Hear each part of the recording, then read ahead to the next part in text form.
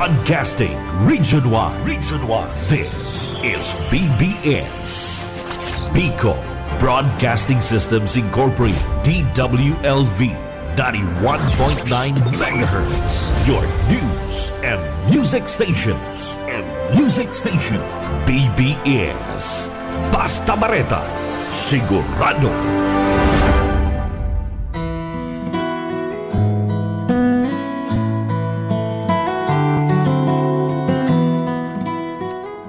Muli po, magandang umaga sa bawat isa. Nandito naman po tayo sa programang Biyaya sa Pagkaaga.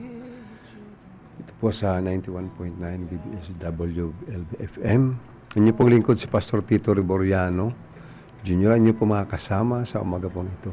Kumusta po ang buhay? Tunay nga sa bagong umaga, lagi napakagandang buksan natin ang ating puso't isipan sa pagkikinig at pagbubulay-bulay ng salita ng Panginoon. Kaya muli po sa umagang ito, welcome. Good morning sa lahat pong tagapakinig po natin. So nais ko pong umpisahan ang ating tatalakayin sa pagbabasa po ng salita ng Panginoon. Dito po sa pangalawang Korinto, Kapitulo 12, versikulo 7 hanggang 10. Pangalawang Korinto, chapter 12, verse 7 to 10. Ito pong sinasabi. Ngunit upang hindi ako magyabang sa dami ng kamanghamanghang mga bagay na nasaksihan ko,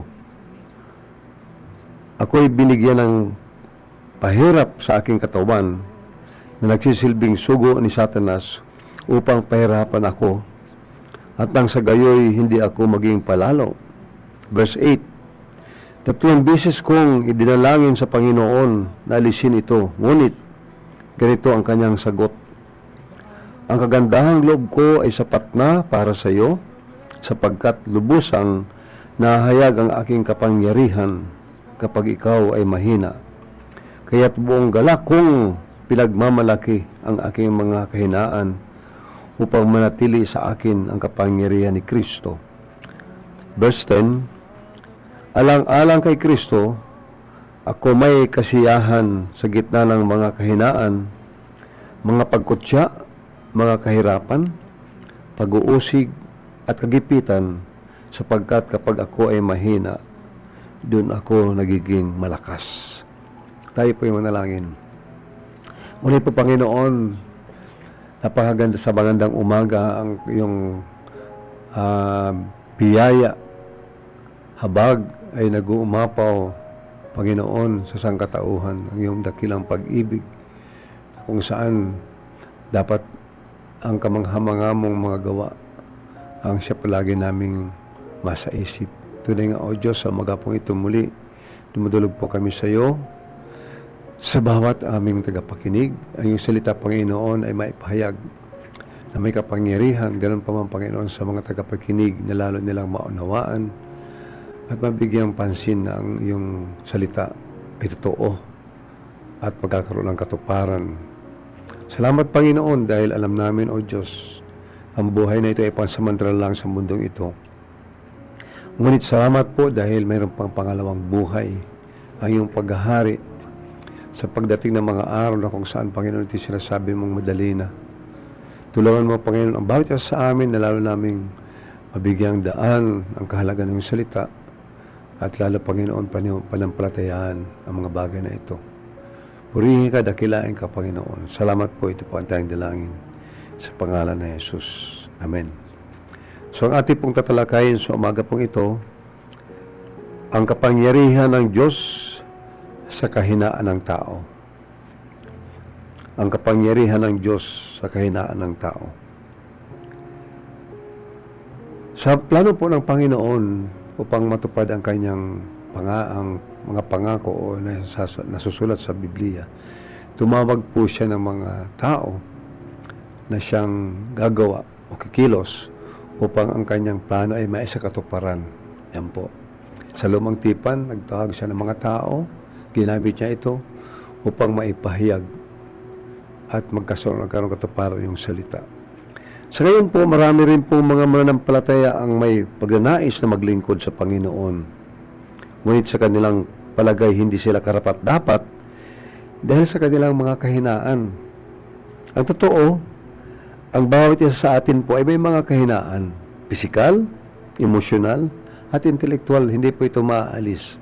Malagi tayong may mga kahinaan po. Hindi aksidente ang mga kahinaan natin. Talagang hinayaan ito ng Diyos sa buhay natin ang mga ito sapagkat hinggit na may papakita ang kapangyarihan ng Diyos sa atin kung tayo mahina. So kanina po sa ating nabasa sa pangalawang Korinto, Kapitulo 12, 7 hanggang 10, ay ito po tungkol sa buhay ni Pablo. Ano po? Tunay nga ang Diyos ay makapangyarihan. Kilala natin siya kung sino po siya. Ano, sinasabi nga po sa Isaiah 55, Isaiah Kapitulo 55, versikulo 8, sapagkat ang aking mga pag-iisip ay hindi ninyo mga pag-iisip, ni ang inyong mga pamamaraan ay aking mga pamamaraan. Sabi ng Panginoon po yan sa Isaiah 58, natutunan po natin na sa talatang ito na ang pag-iisip ng Panginoon, hindi natin mga pag-iisip. So, ibig po sabihin, talaga makapangyarihan ang Diyos. Kilala natin siya na soberenya siya, talaga pong hindi natin kayang tarukin ang, sabi nga, ang kanyang pag-iisip. Pero, maganda po makita po natin na tayo rin po ay binigyan ng Panginoon ng pag-iisip na sapat upang magamit po natin sa ating paglilingkod. Dito po, sabi nga, hindi ka-aksidente ang mga kahinaan natin. Talagang hinayaan ng Diyos sa buhay natin ang mga ito sapagkat higit na maipakita ang kapangyarihan ng Diyos sa atin kung tayo ay mahina. Kapag inisip mo ang mga kahinaan sa iyong buhay, maaari kang matuksong magsabi ng, hindi ako magagamit ng Diyos. Ngunit, iba ang pananaw po ng Diyos sa mga kahinaan natin. Ang Diyos ay mahilig gumamit ng mga taong mahihina. Kaya nga po, doon po sa ating nabasa sa pangalawang Korinto, dito po sa nating binasa, binigyan si Apostol Pablo ng isang pahirap sa katawan upang huwag siyang magyabang. Ano? Yan, mayroon pong plano ang Panginoon kung bakit binibigyan tayo ng, sabi nga natin, tinik o pahirap upang ang kanyang layunin ay hindi tayo magyabang. Nagkaroon po si Apostol Pablo ng kapansanan o tinik sa laman. Ang kahinaan o tinik ay hindi isang kasalanan o bisyo o depekto sa karakter na pwede mong baguhin tulad ng kawalan ng pasensya. Ang kahinaan ay isang limitasyong minana mo at di mo kayang baguhin. Ito ay maaaring limitasyong pisikal tulad ng sakit na di magumagaling. Ito ay maaaring limitasyong emosyonal gaya ng isang masakit na karanasang di makalimutan o isang minanang disposisyon. Ito rin ay maaaring isang limitasyong pangkakayahan. So, ibig po sabihin, tayong lahat ay may isang tuuri ng tinik o kahinaan. Ngunit huwag tayong dumaing tungkol sa mga ating tinik. Ano? Hindi tayo magreklamo, hindi tayo magtanong sa Panginoon. Bagkus unawain po natin anumang mga tinik, anumang iyong mga tinik na iyon.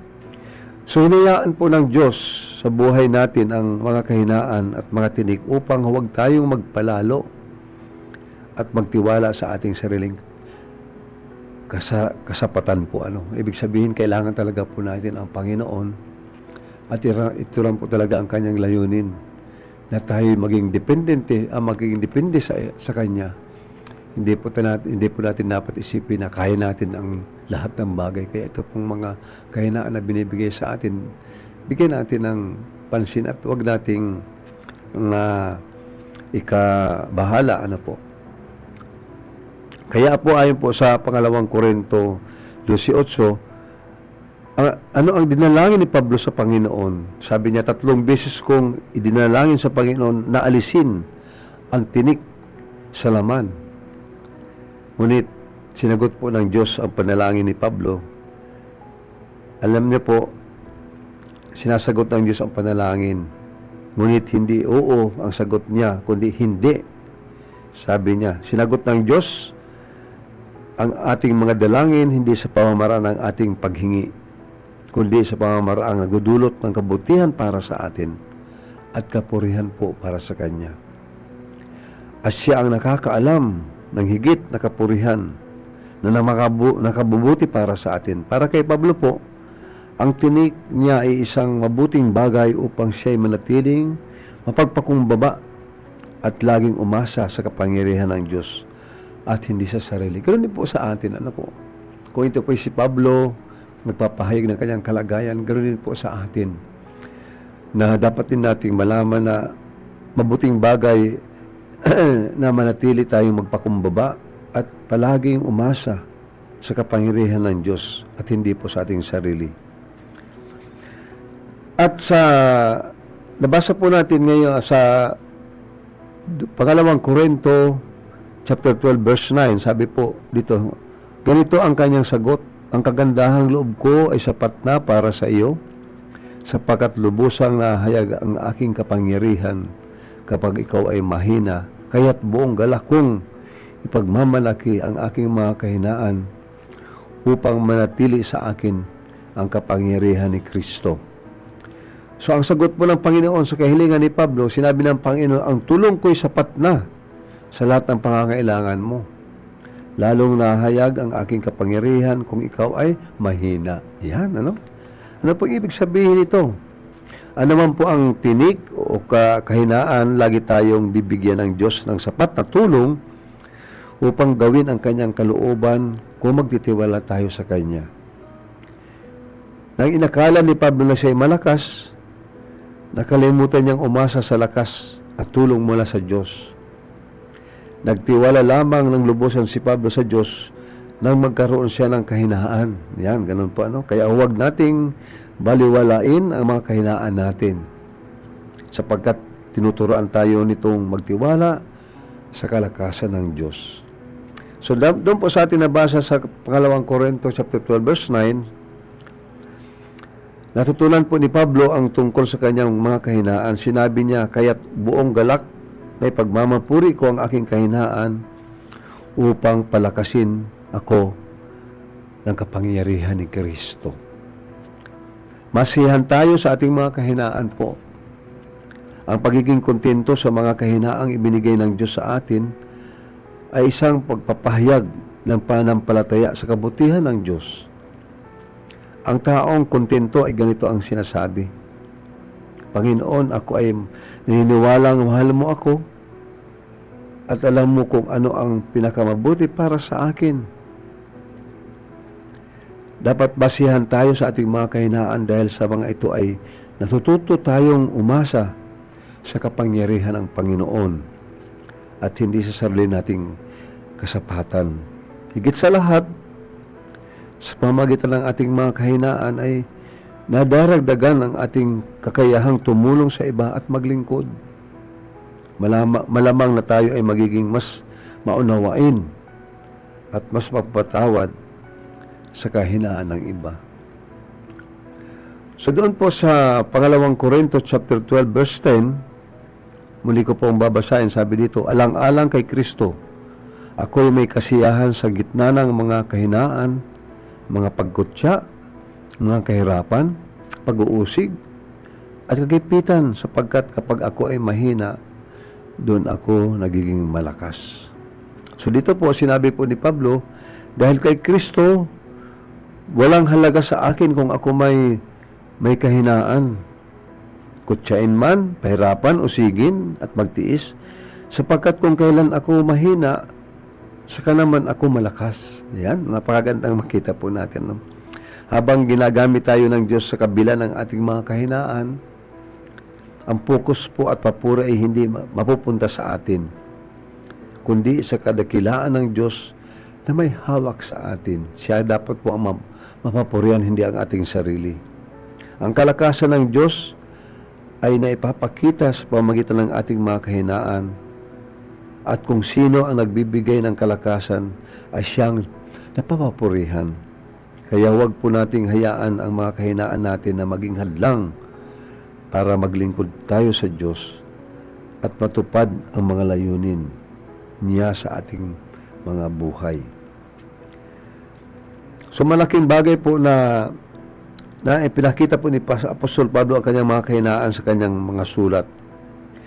Sa unang Korinto, Kapitulo 2:3, ito po ang sinabi niya.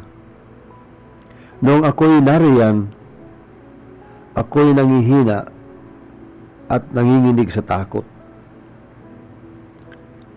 Yan po Kaya, nangihina, sabi po dito, pinakita po ni Pablo ang kanyang mga kahinaan sa kanyang mga sulat.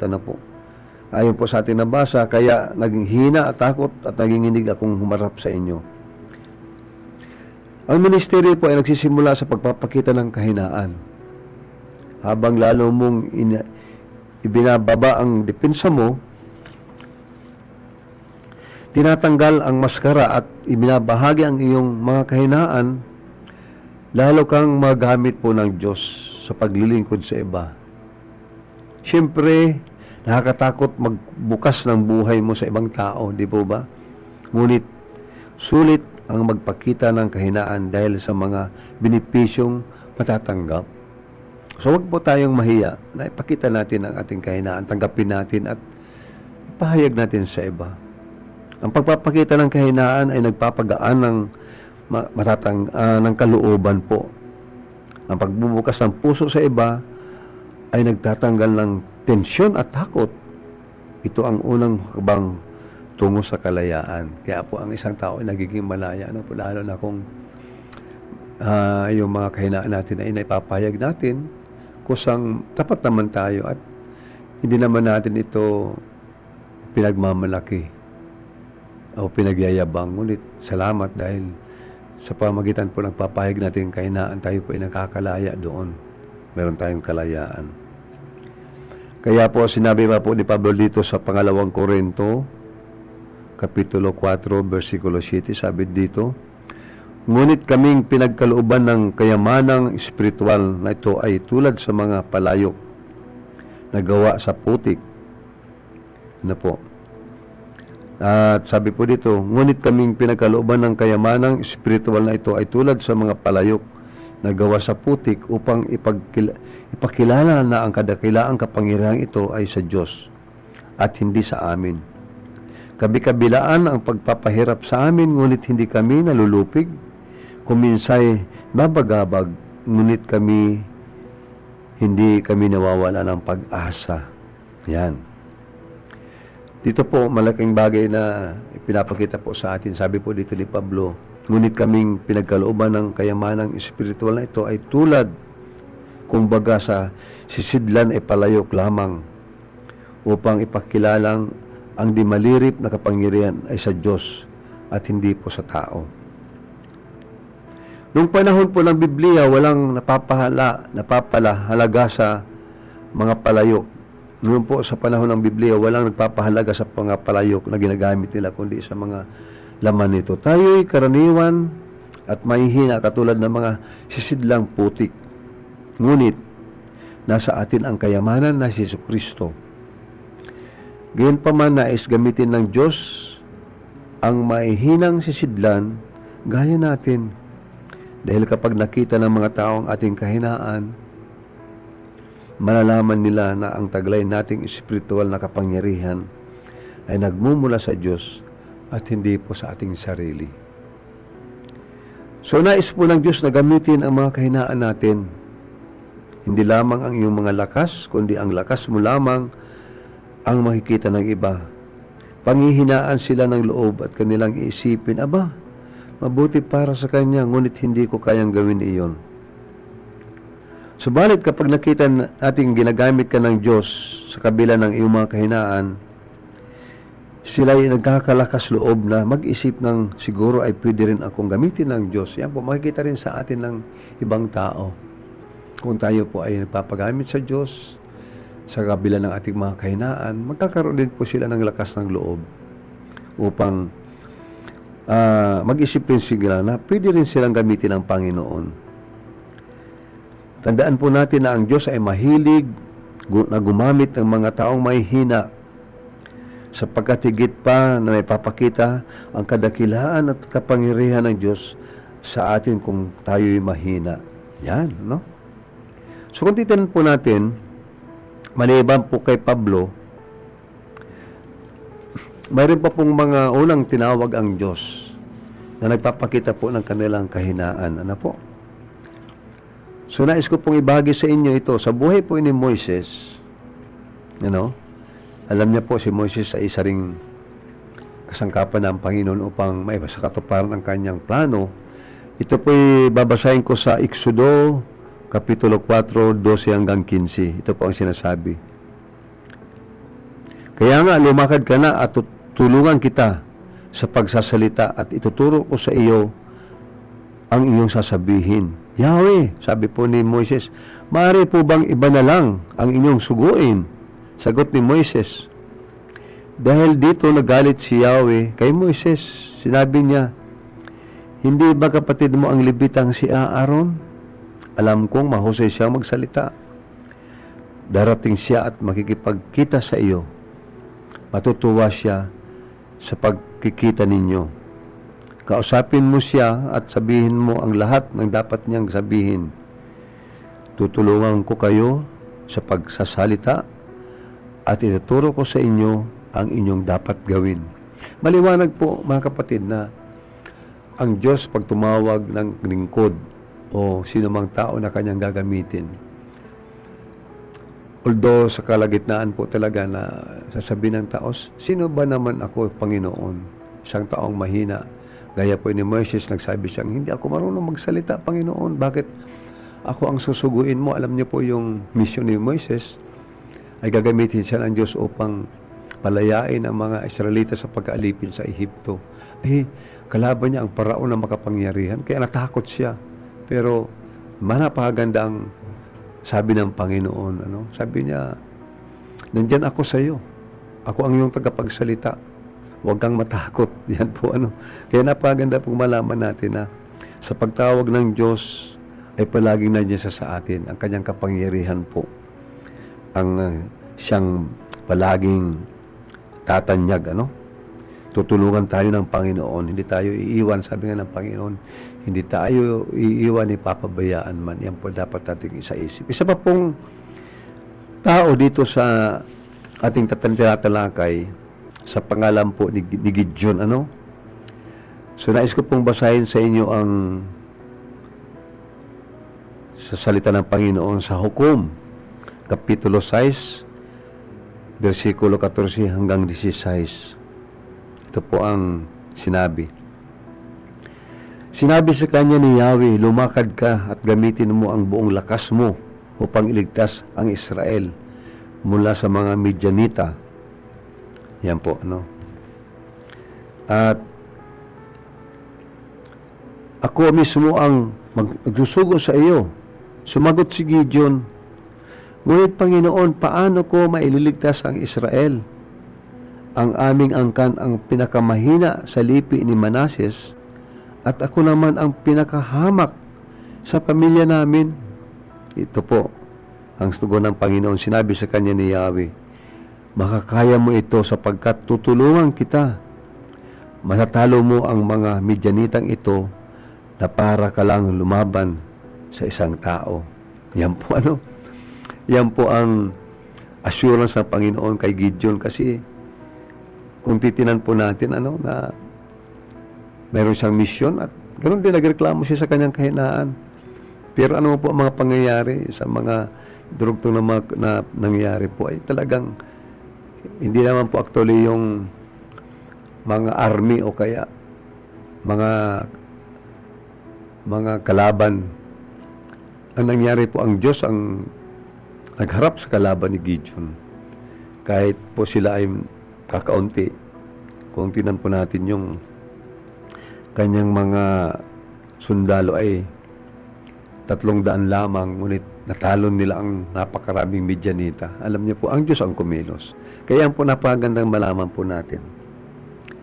Kaya po, sa gitna po nito, at siyempre sa ating pinag-uusapan, ang pinakamaganda pong, pinakakilalang halimbawa sa Biblia po ay si Jesucristo.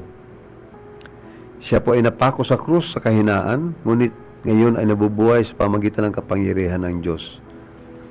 Maliwanag pong makita po natin na si Jesus, ganun din sa kanyang buhay, katawang tao, nagpakumbaba. Tinanggap niya rin ang misyon na pinapagawa. Although, nung una rin ay sabi niya, sana Panginoon ay hindi mangyari sa akin. Ngunit sabi niya, ito po ay mangyari ayon po sa iyong kalooban.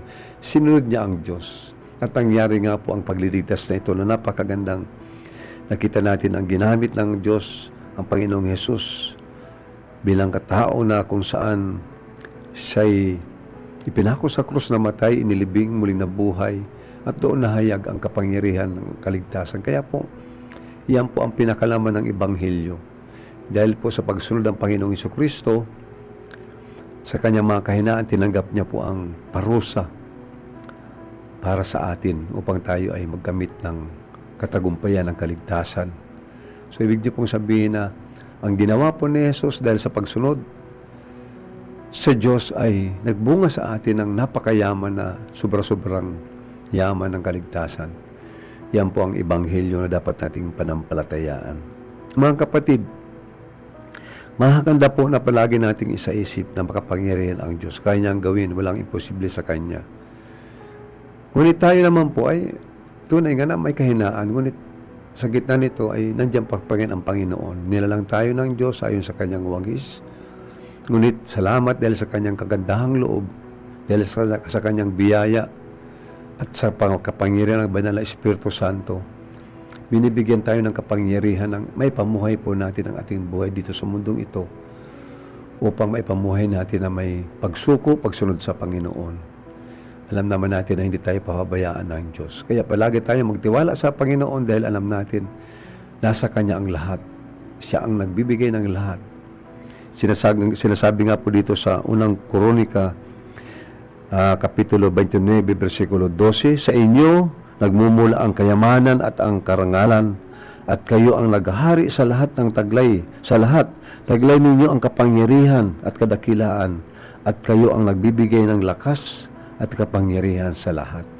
So salamat muli mga kapatid sa ating pakikinig at pagsubaybay sa ating programa sa Biyaya sa Pagkaaga, at sa ating pong napag-usapan ngayon na ang kapangyarihan ng Diyos na kumikilos sa kahinaan ng tao ay nakita po natin na sobra ang kanyang pagpapahalaga sa tao at pagtulong sa atin. Kaya po muli, salamat muli. Sana patuloy tayong makinig palagi sa panibagong araw, Biyaya sa Pagkaaga. Muli po tayo manalangin sa ating pagtatapos. Panginoon, muli po, salamat sa iyong salita na nagbigay sa atin ng kaalaman at nagpayag kung sino ka sa amin, Panginoon, ang iyong kapangyarihan. Alam namin, Panginoon, na nilalang mo ang tao, ngunit salamat dahil hindi mo siya pinabayaan. Binigyan mo po rin siya ng lakas, kapangyarihan, ayon po sa iyong kalooban sa biyaya. Kami nagpapasalamat, Panginoon, dahil alam namin na nandiyan ka palagi, hindi mo kami iwan ipabayaan man. Kaya kami rin nagpapasalamat sa lahat ng mga taong ginagamit mo upang maitaguyod ang programang ito sa aming pong sponsor na si Ma'am Lalaine Villaperte Abunal na patuloy pong tumutulong. Salamat po sa kanyang buhay. Nawa, Panginoon, patuloy po siyang bigyan ng lakas, kalusugan, maging ang kanyang pamilya, Panginoon. At lubos, maging sa aming pong mga kasama dito sa radyo, sa technical side po, si Stephen, kasama po natin ngayon, at sa lahat pong staff sa programang ito. Muli po, salamat muli sa inyong mga lingkod, mga pastor na patuloy na pagpapahayag ng salita dito po sa programang ito. Purihin ka, Panginoon, dakilain ka. Ito po ang tayong dalangin sa pangalan ng Panginoong Jesucristo. Amen and amen.